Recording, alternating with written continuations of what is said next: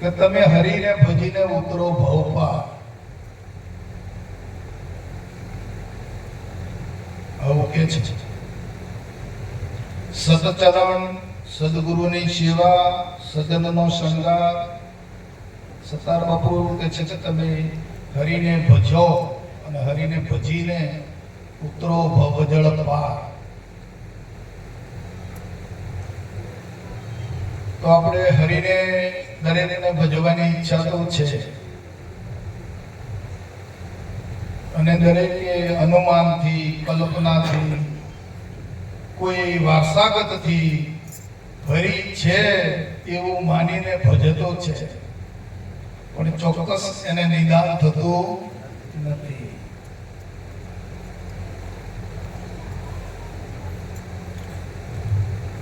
ભાળ્યા વગરનો બ્રહ્મ કથું બધું ડેડા બેડા જેવું ખરું. હરિને ભજી શકાય, પણ હરિને ભાળ્યા હોય તો ભજો ને. કઈ રીતે ભજવા?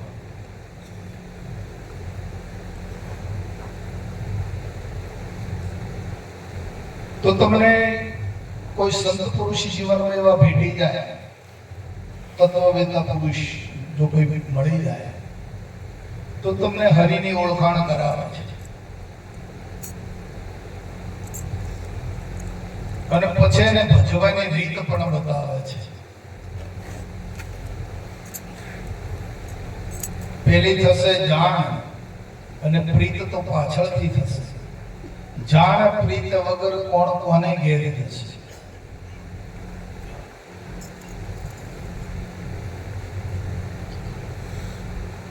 તો કોઈ આ સંત પુરુષનું લક્ષણ છે.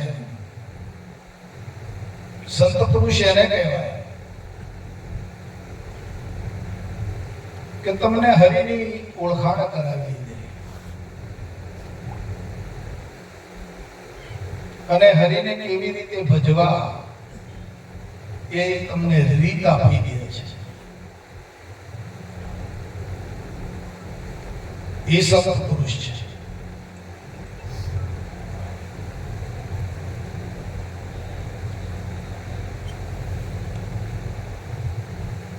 અને બીજું કે આપણે પોતે કોણ છીએ, હરિની પણ ઓળખાણ કરાવે ને આપણે પોતે કોણ છીએ એ પણ એનો અનુભવ કરાવે છે.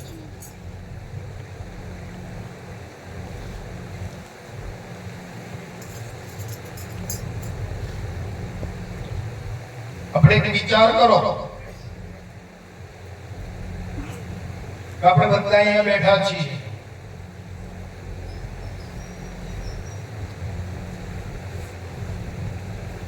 તો જેના આપણે આધારે બેઠા છીએ,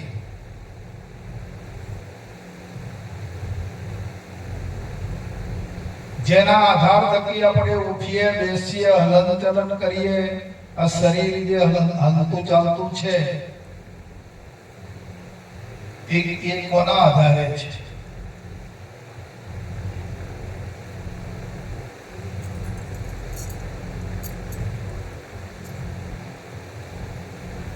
તો આપણે આખા વિશ્વને જોઈ રહ્યા છીએ.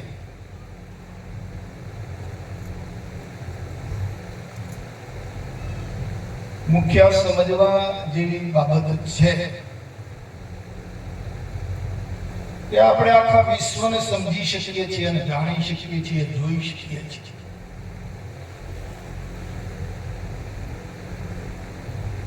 પણ આ શરીર જેના વડે ચાલે છે અને જેના વડે આપણે જાણી શકીએ છીએ અને જોઈ શકીએ છીએ, એને જોઈ શકીએ છીએ ખરા?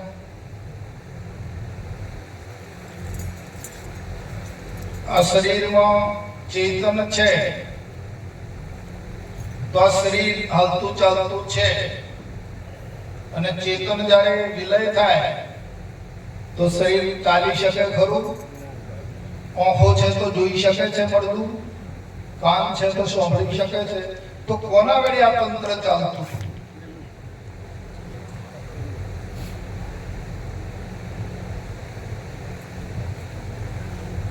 તો અત્યારે આપણી પાસે છે કે નથી? દાસભાઈ સાહેબ, એ ચેતન તંત્ર આપણી પાસે છે કે નથી? છે તો આપણે બેઠા છીએ અને વાતો કરીએ છીએ, આનંદ કરીએ છીએ, હરિકીર્તન કરીએ છીએ. તો આપણે આખા વિશ્વને જાણીએ છીએ, બધું સમજીએ છીએ, પણ આપણામાં રહેલું જે ચેતન તત્વ છે એને જોઈ શકીએ છીએ ખરા આપણે?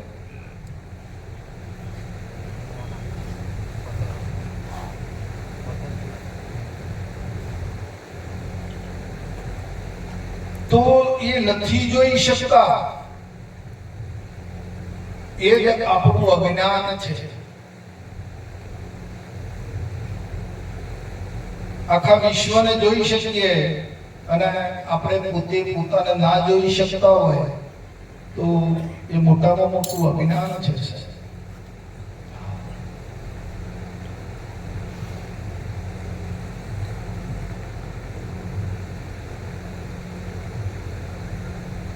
તો જ્યારે એ અજ્ઞાનનું આવરણ હટી જાય,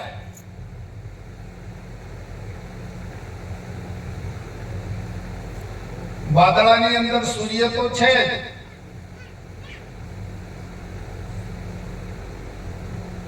વાદળની અંદર સૂર્ય તો છે,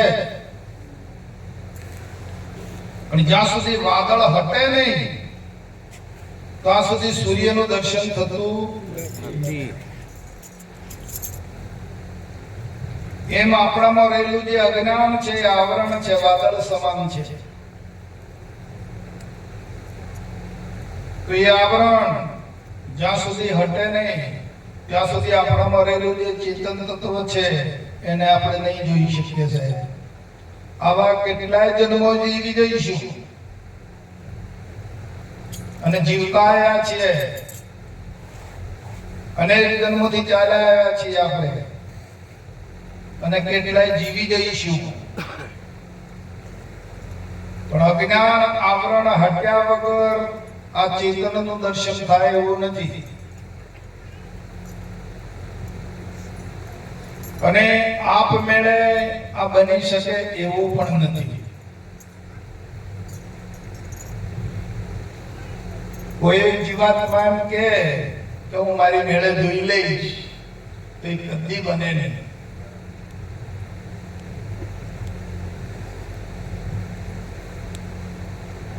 આપણી આ પૃથ્વી પર 24 અવતારો થયા વિષ્ણુ ભગવાનના. રામ ને કૃષ્ણ ને એવા બધા પરમહંસો, વામન બુદ્ધ, મત્સ્ય કચ્છ, બધા 24 અવતારો થયા.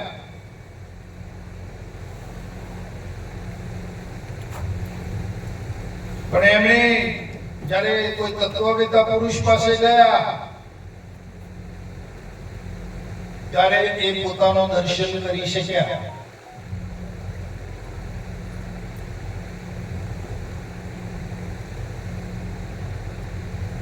જે અવતરણ થયા, અવતારી પુરુષો થયા, એ કોઈ જેવું તેવું તત્વ નહોતું એમના શરીરમાં. શરીર તો આપણા જેવા જ હતા, રામ અને કૃષ્ણનો, પણ એમનું અંદરનું ચેતન તત્વ બહુ મહાબળવાન હતું. એટલે તત્વજ્ઞાની પુરુષ પાસે ગયા, ગુરુ પાસે ગયા તો ફટ દઈને એમને પ્રકાશ થયો અને પોતે પોતાને જોઈ શક્યા.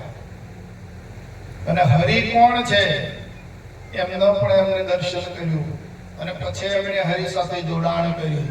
આજે જગત એને પૂજી રહી છે, ભગવાન તરીકે માને.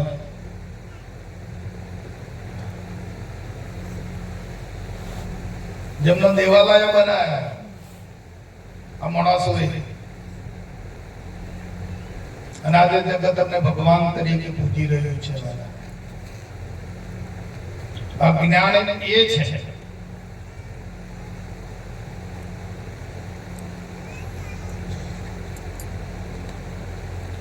એટલે હરી ભજીને ઉતરો ભવ પાર, પણ ભાડ્યા વગર કેમ ભજવાના? પછી તો આજે આપણે નક્કી કર્યા છે, મંદિરો નક્કી કર્યા, મૂર્તિઓ નક્કી કરી, એમને જ ભજવાના આવ્યા. પણ અસલ ચેતન તત્વ કોણ છે? રામની અંદર ચેતન તત્વ કયું હતું? કૃષ્ણની અંદર ચેતન તત્વ કોણ હતું? તો આપણી અંદર છે એ જ ચેતન તત્વ હતું. પણ એમણે ઓળખ્યું, એમણે નિદાન કર્યું અને આપણે હવે નિદાન કરી રહ્યા છીએ. ગુલાબભાઈ, આપણે ભણી રહ્યા છીએ. હવે આવશે, હા આવશે ને. નિશાળમાં બેઠા હોય તો ભણાય એટલે તો બધું વાત તેને મળે જ ને.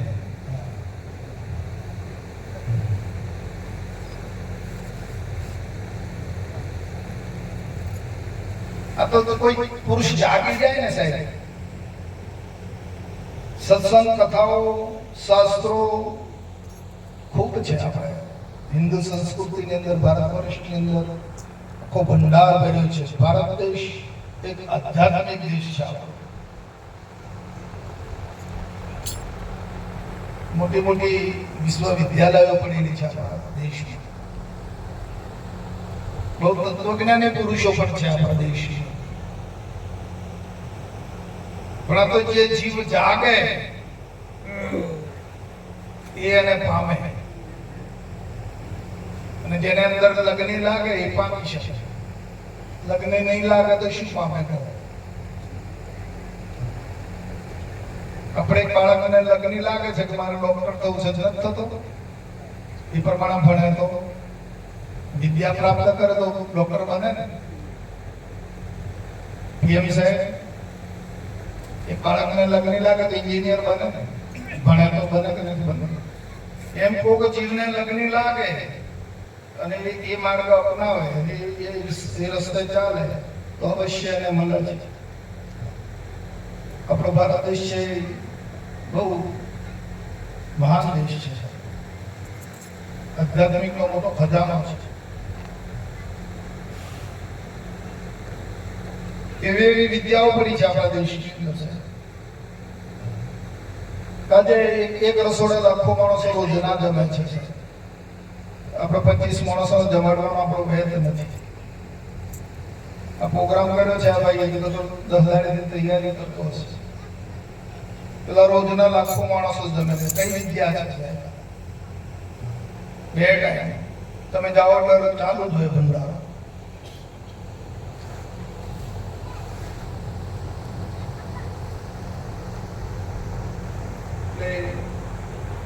સંતોની ભૂમિ છે અને આપણે બધા એ દેશનું આપણું અવતરણ થયું છે. આધ્યાત્મિક દેશમાં ભગવાને આપણને અહીંયા જન્મ આપ્યો છે. બીજા કોઈ દેશોની અંદર આપી દીધો, આ ઇસ્લામ દેશોની અંદર આપી દીધો તો કશું ખ્યાલ જ નથી આવ્યો કહું છે. અને એમ હવે તો વળી પાછો ગુજરાતમાં આવ્યો.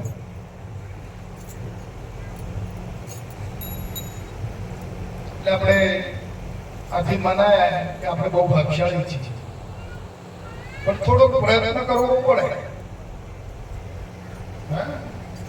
પ્રયત્ન કરવો પડશે. પ્રયત્ન કર્યા વગર મેળ નહીં પડે. જાગવું પડશે.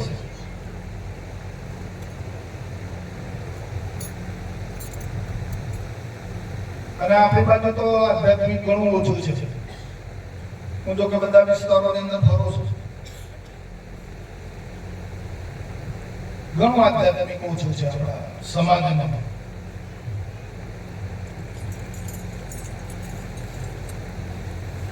અને એ બાબતનું મને પારાવાર જરા થોડું દુઃખ પણ થાય છે. આપણો મોટો સમાજ, એમાં આધ્યાત્મિક તત્વ નથી. આધ્યાત્મિક તત્વ નહીં હોય તો સાહેબ સમાજ આગળ માર્ગે દોરાઈ જશે.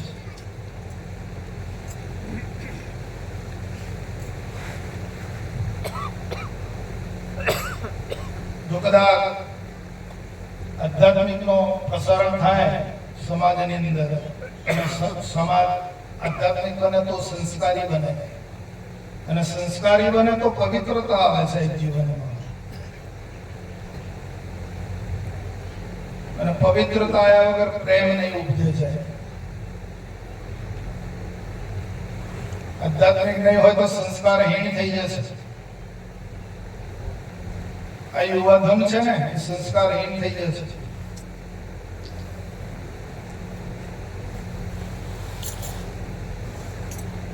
અને અત્યારે તો ગરીબ પાછો ઇન્ટરનેટનો જમાનો છે. આના કરતા 15 વર્ષ પહેલા સારું હતું. વિજ્ઞાન એટલું બધું વધ્યું છે ને તો આપણા યુવા ધનને રવાડે ચડાવતા વાર થતી છે. આધ્યાત્મિકની બહુ ખામી છે અને આમાં યુવાનોને જાગવાની બહુ જરૂર છે. જે 50-60 વર્ષની ઉપર જતા રહ્યા તો હવે ઠીક નથી, પણ જે ઉછળતું જીવન છે એ જો સંસ્કારી બની જાય, આધ્યાત્મિક બની જાય, તેમના જીવન જીવવાની કળા મળી જાય, સાહેબ પ્રાપ્ત થઈ જાય કે જીવન કઈ રીતે જીવવું જોઈએ.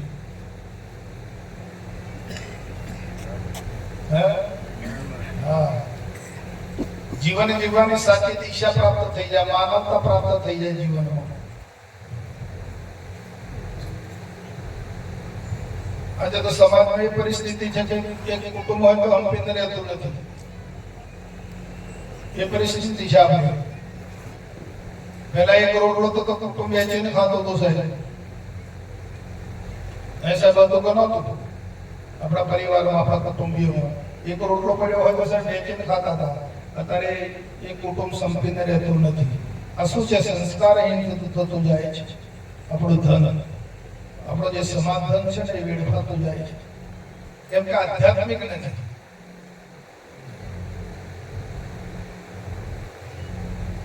એકબીજાને પાડાખાર વધતો જાય. હા, સંપત્તિ તો વાત જ ક્યાં નહીં.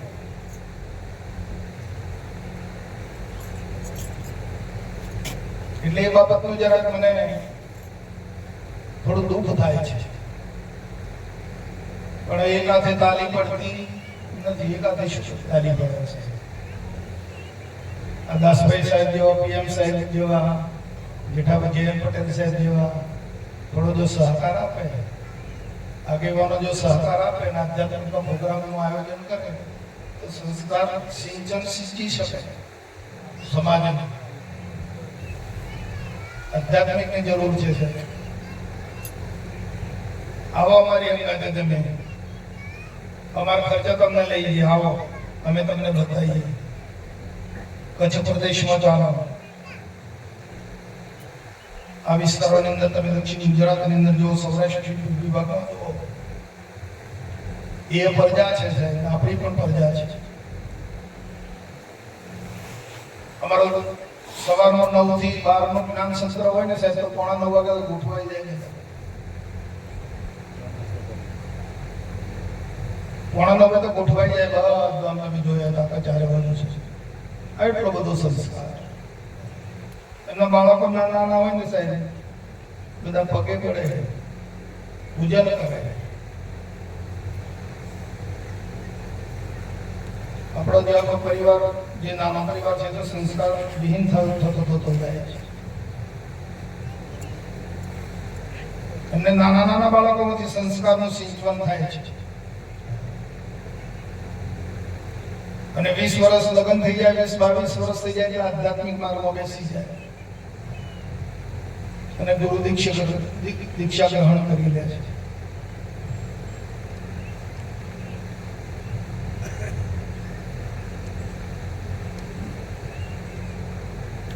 આજે તમે પોતે તમારા ગામની અંદર આ પ્રયત્ન કરો, તમને કોઈ માનવા તૈયાર છે? આપણી વાતને કોઈ માનવા તૈયાર છે? હું તો મારી પોતાની આત્મીયથી કહું છું, કોઈ માનવા તૈયાર નથી સાહેબ. તો 10 વર્ષ પછી સમાજ ક્યાં જઈને ઉભો રહેશે? અત્યારે પરિસ્થિતિમાં છે, દુષ્યંત લાગુ પડી જશે સાહેબ સમાજને. અનાચાર અને ભ્રષ્ટાચાર બેસી જશે સમાજમાં. ખોટા દુષ્યંતો લાગુ પડી જશે.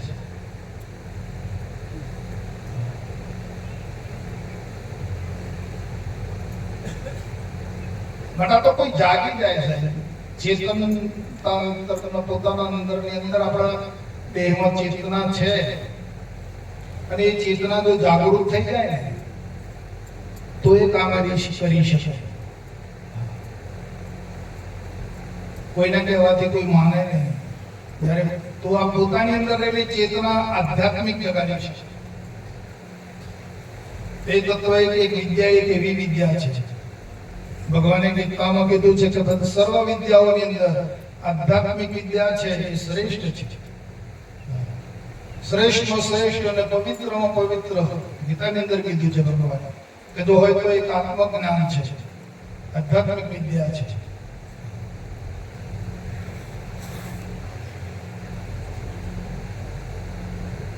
અને મનુષ્ય પ્રાપ્ત કરી શકે છે.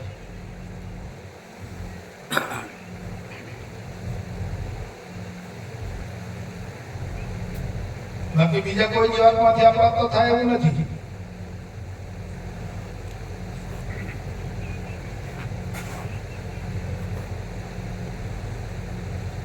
તો મનુષ્યનું શરીર મળ્યું છે પણ અંદર માનવતા નથી. સાહેબ, મનુષ્યનું શરીર તો છે એની પાસે પણ મનુષ્યતા નથી, માનવતા નથી. માનવતા છૂટી ગઈ છે અને દાનવતા ઘૂસી ગઈ છે અંદર.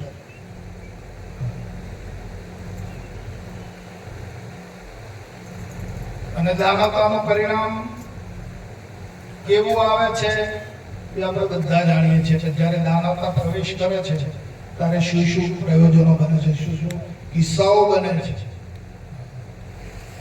એક આધ્યાત્મિક એક રસ એવો છે, એ વિદ્યા એવી છે કે એને મનુષ્ય બનાવી દે છે.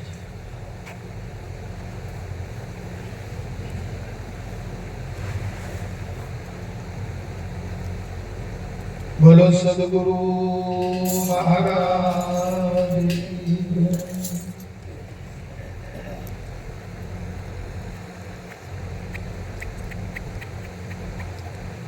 હરિ ગુરુ અવિનાશી આત્મા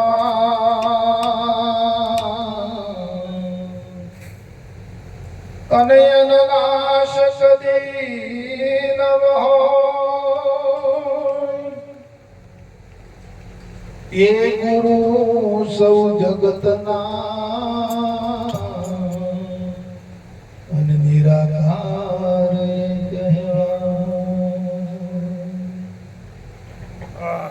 નિરાકાર આકાર નથી અને નિર્ગુણ નિરાજધાર એમને ગુરુ માનવા એમને ભજી ઉતરો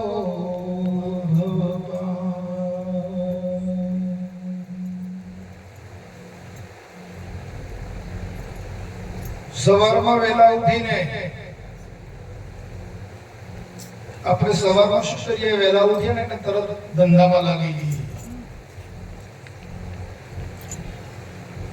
ઉઠીએ, નાહીએ, ધોઈએ, પરવારીએ અને દરેકે એવું નથી કે જેને ગુરુ કરાયા એને, વગર ગુરુ વાળાને પણ પોતાના ઘરની અંદર ભગવાનના નામનો દીવો કરવો. અને તમને જે ઈષ્ટદેવ પ્રિય હોય તે, તમને જે ભગવાન પર વિશ્વાસ હોય, પ્રેમ હોય, એના મંત્રનો, એમના નામના મંત્રનો 108 વખત જપ કરો.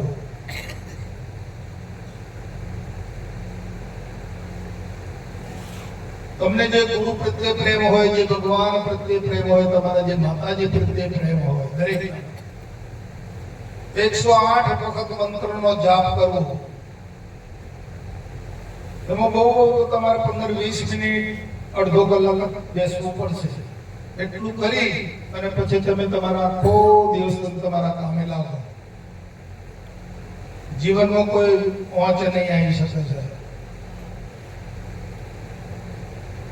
તમારા જીવનમાં તમને જોઈને તમે જો આ કરશો તો તમારો પરિવાર પણ પાછળ આ કરવા માંડી પડશે. તમારા ઘરમાં સદવિચારણાની, સદભાવનાની પ્રેરણા જાગી જશે અને જીવન આનંદમય બની જશે, શાંતમય જીવન બની જશે. આટલું જ કરવાનું છે. આટલું કરતા શીખી જાઓ જીવનમાં.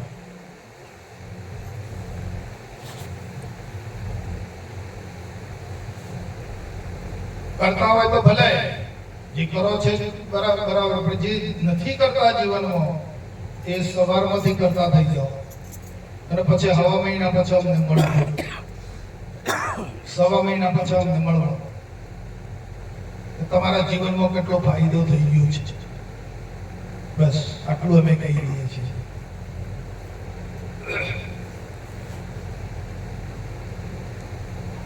આનંદ કરી રે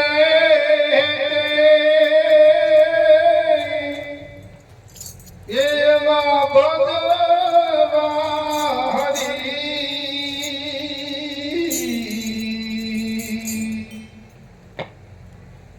એ સંતરે સુહાગી મળ્યા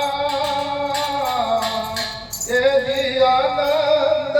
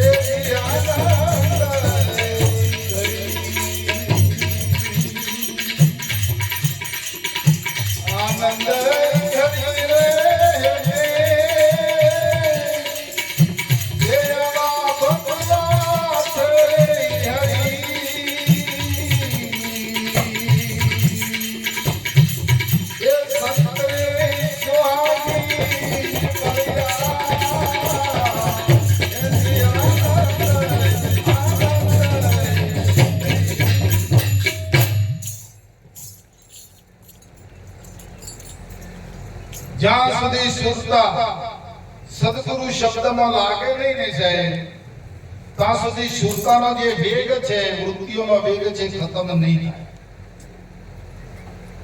આધ્યાત્મિક માટે જે ભાઈઓ જે પરમ પદને પામ્યા છે એમના માટે નહીં આવવાનું છે કે જે જ્યાં સુધી સુરતા સદગુરુ શબ્દનો યોગ નહીં સાધી શકે ત્યાં સુધી એની અંદર રહેલો જે મળ છે, વિક્ષેપ છે, આવરણ છે, નહીં આવે.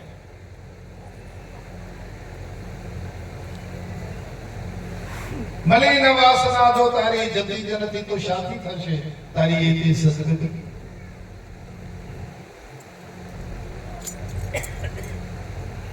મલિન ઈચ્છાઓ છે, મલિન વાસનાઓ છે, મલિન આશાઓ છે, એ જ આ જીવને બંધનકારક છે. તમે શુદ્ધ આશાઓ કરો ને, શુદ્ધ ઈચ્છાઓ કરો ને, કોને ના પાડી છે? શુદ્ધ વાસનાઓને રોકો ને. તમારી આશાઓને શુદ્ધ કરી દો ને, શુદ્ધ આશાઓના ગ્રાહક બનો. શુદ્ધ ઈચ્છાઓ કરો, શુદ્ધ સંકલ્પ કરો, કોને ના પાડી? અને શુદ્ધ આશાઓ, શુદ્ધ સંકલ્પ વિકલ્પ કર્યા વગર તમે તમારો પોતાનો જાતનો અભ્યાસ નહીં કરી શકો. શુદ્ધતા તો વિચારે જાવે અને શુદ્ધતામાં જો કેલી કરે તો એ સ્થિર થઈ જાય. અને શુદ્ધતામાં જો સ્થિર થઈ જાય ને તો સાહેબ અમૃત ધારા વરસી જાય છે. શુદ્ધતાની તમને કોને ના પાડી છે? વિરોધ ક્યાં છે? અશુદ્ધમાં છે વિરોધ. મલિન જે વાસનાઓ છે, મલિન ઈચ્છાઓ છે, મલિન જે સંકલ્પ વિકલ્પ છે, એ જ ખાડામાં નાખનાર છે. એ જ અધોગતિનું કારણ છે, બીજું કોઈ કારણ નથી સાહેબ.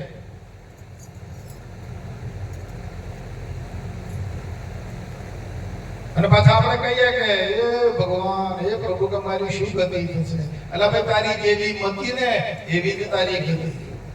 તારી મતિ ક્યાં છે? શુદ્ધતામાં છે કે અશુદ્ધતામાં તું રમે છે? ક્યાં પહેલી કરી રહ્યો છે? તારું મન શામાં રમે છે? તારું ચિત્ત ક્યાં છે? શામાં રમે છે? મલિનતામાં રમે છે કે શુદ્ધતામાં? તું જોઈ લે ને, તારી બુદ્ધિ ક્યાં રમે છે?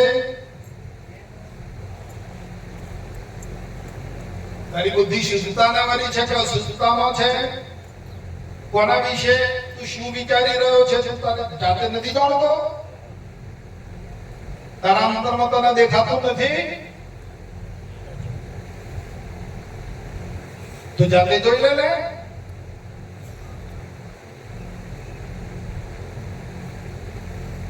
કે મારી બુદ્ધિ ક્યાં રમે છે, મારું મન ક્યાં રમે છે, મારું ચિત્ત ક્યાં છે, મારો અહમ ક્યાં સામો રમે છે, એ તને નથી દેખાતું? પણ તું જાણી જોઈને આંધળો થયો છે. તું જાણે છે તો તું જાણી જોઈને ખાડામાં પગ મૂકે છે. જાણી જોઈને તું આંધળો થઈ ગયો છે.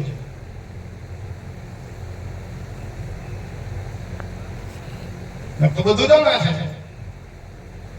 મારો અંતરમાં છે એ તો બધું જાણે છે. નથી જોતો એ?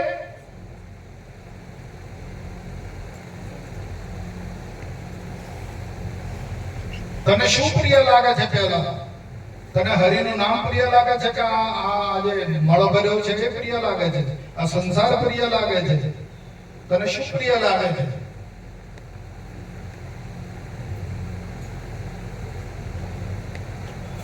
તો કલ્યાણના માર્ગે ચડ્યો હોય, ઈશ્વરના માર્ગે જો જવા માંગતો હોય તો સાચી વસ્તુ તું પ્રગટ કરી દે, શુદ્ધ ભાવ લાવી દે તારા જીવનમાં.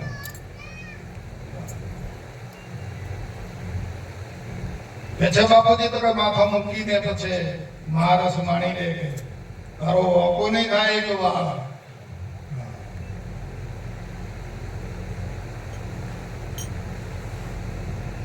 આ તો ગેગાના ને ભમરાના બેવનો દોસ્તી.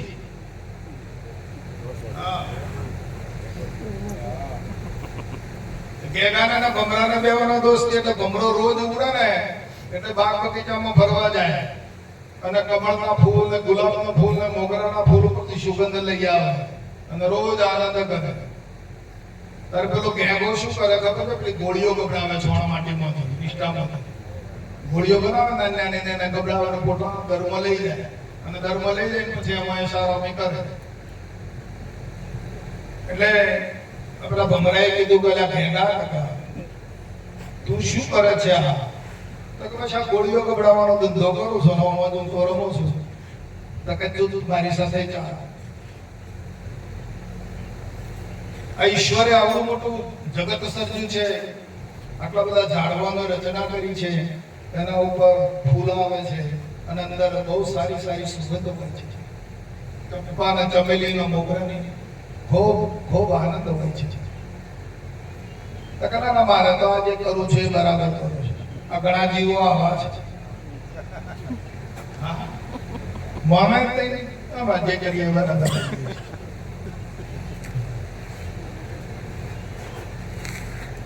હવે નતો માનતો એટલે બળજબરીથી એક દાડો ઉપાડ્યો ગેગા, જબરદસ્તી કરી એટલે પેલો કીધું હેડો ને તમે જવા દો એક દાડો. એટલે ગયો પણ ગયો ખરો પણ પોખમાં પેલી ગોળી લાવી નહીં ગયો.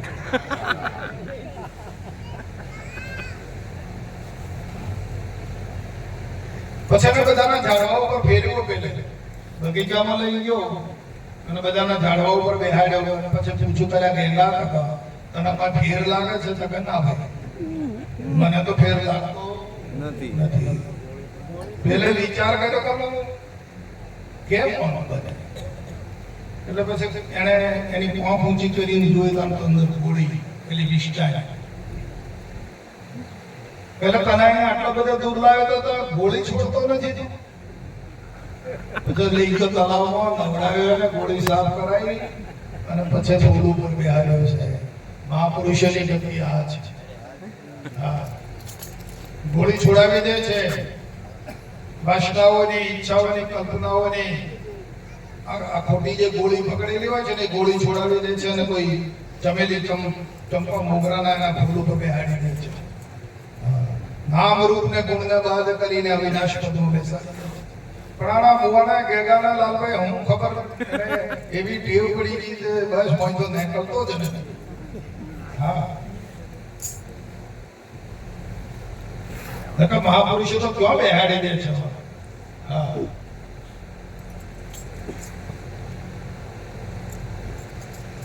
એટલે આ ઈશ્વરી માર્ગ અને ઈશ્વરને મળવું ને ઈશ્વરને પામી લેવું આ દેહ કરીને એ કોઈ એમ ગણતા હોય કે આ તો રમત વસ્તુ છે. રમત વસ્તુ આ રમત ગમતનો વિષય નથી. આ કોઈ તરગાવાનો કે ભાટોનો ખેલ નથી. અરે તમે મરજીવા બનો, મરજીવા હોય એ મહારસ માણા છે. મરણિયા થાવ તો જે મરજીવા હોય ને એ સમુદ્રમાં પડે કઈ મોતી લેવા પડે એટલે જીવવાની આશા નહીં પડતા. કારણ યુદ્ધમાં જે આ સૈનિકો લડવા જાય જીવવાની આશા જાય ક્યારે ગોળી વાગશે ખબર હે તો એમને ભય કરો. જેને દેશને માટે મરી ફીટવાની તૈયારી હોય ને એ રણ મેદાનમાં જાય છે. એમ જેને ઈશ્વરને પામવાની જેને મરી ફીટવાની તૈયારી હોય ને એ આ પદનો અધિકારી બને છે. હે કરે એનું કોમ થાય છે. તકાત તો થી થવા તો આ દાદ તો નહીં બને એવું ભજન દેવાનું. તકારે કેમ લગે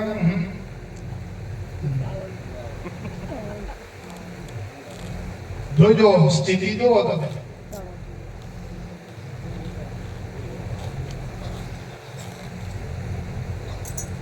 ભજનમાં જવાનું થાય, સત્સંગમાં જવાનું થાય એટલે માથો ખંડોળો નહીં બને. આજે આજે બહુ ભાઈ આજે નહીં અવાયું. એટલે કેમ આજે ઘણું કામ છે એટલે તું રાત્રે કામ કરવાનો છે. આ તો પ્રોગ્રામ તો મહાપુરુષોનો તો રાત્રે હોય છે 4 કલાકનો. તું રાત્રે ખેતરમાં કોમે જવાનું તો આજે નથી બને ઘણું કામ છે. આ જીવની સ્થિતિ છે વાલા.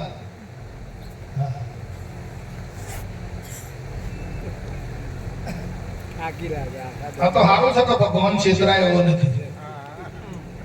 સારું છે કે ભગવાન છેતરાયો નથી ને કાં તો ભગવાનને છેતરી નાખે એવો છે. હા, ભગવાન કદી છેતરાય એવો નથી. મનુષ્ય એવો છે ભગવાનને વેચી નાખે એવો છે, ભગવાનને છેતરી નાખે એવો છે.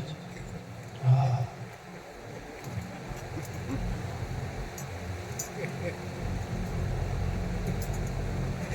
દેહ કરીને તમારી શુરતા જો શબ્દમાં લગાડવી હોય ને વાલા, સદગુરુ મહારાજે જે શબ્દ આપ્યો છે ને એમાં શુરતા લગાડવી હોય ને તો જીવનમાં શુદ્ધતા વગર તમે નહીં લાગી શકો. આ નિશ્ચય પાકો કરી નાખજો. આ વચનને પકડી લેજો અને સત્સંગમાં કસાવવું પડશે, નકર કાટ લાગ્યા વગર નહીં રહે. તો સત્સંગ વાળે નથી જવું. હું તા કાટના ચડી જાય ત્યારે શું થાય? બાપુજીએ દૃષ્ટાંત આપ્યું અમૃતધારામાં કે ભાઈ પેલો હજામ છે એ રોજ ત્રાસ કરાને આમ અળાયા કરે છે તો કેમ અળાવે છે? તો બાપુ એને કાટ ના લાગી જાય એટલા માટે. રોજ ઘસાવાની તૈયારી હોય, બેહવાની જેટલા પ્રોગ્રામો થાય એટલા પ્રોગ્રામોમાં આવવાની તૈયારી હોય તો આ તો તમે સાધી શકશો. તમે તમારું કાર્ય કરી શકશો. તમારી શુદ્ધતાને તમે શબ્દમાં લગાવી શકશો. અને પછી ના લગાવવી હોય, શબ્દમાં ના લગાવી, જો રખડવા દેવી હોય તો રખડવા દેજો. અમારી જોડે એવો કોઈ દાવો છે કે તમે આમ કરી લો?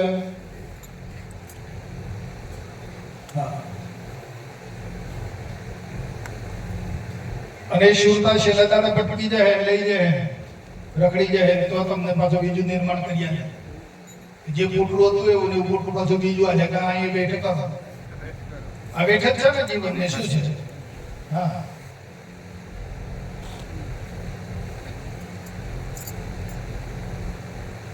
આ બેઠમાંથી બચવાનો મોકો આવ્યો છે. આ સંસાર સાગરમાંથી તરવાનો વારો આવ્યો છે. બચી જવાનો મોકો આવ્યો છે. બચવું હોય તો બચી જજો.